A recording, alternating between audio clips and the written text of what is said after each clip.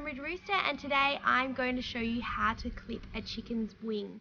I clip both wings because I don't like the risk of them flying in a circle and injuring themselves. So, yeah, pretty much sit the chicken on your knee. You can get someone to help you if you find that easier, but we just extend the wing, and you can see at the feathers here where the wings feathers are coming out of the skin.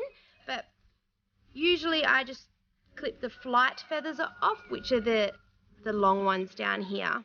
So in a nice even line, clip those ones off, and then flip the chicken around the other side, extend the wing, and do the same thing.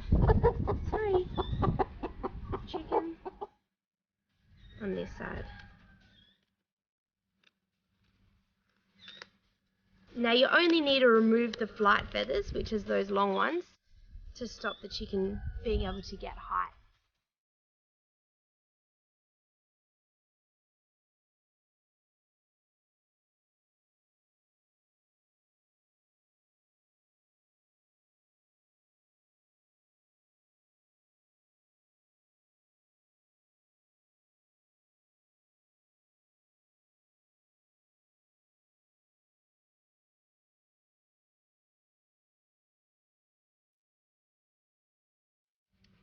And now I'm going to show you how to clip a duck's wing. So this duck's all white, but it's still just as easy. You can see right here is where her wing bone and skin sort of ends, but we don't need a clip close to that at all. It's just these exterior sort of outer feathers that are the flight feathers. Doesn't need to look pretty, just needs to get the job done. Now definitely with a duck, I would always recommend clipping both wings because they're a heavy bird. You don't want them flying around in circles, because if they hit something, there's a really good chance that they will injure themselves. Sorry, Miss Ducky. So again, spread the wing out.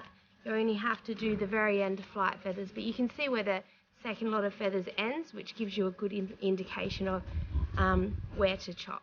So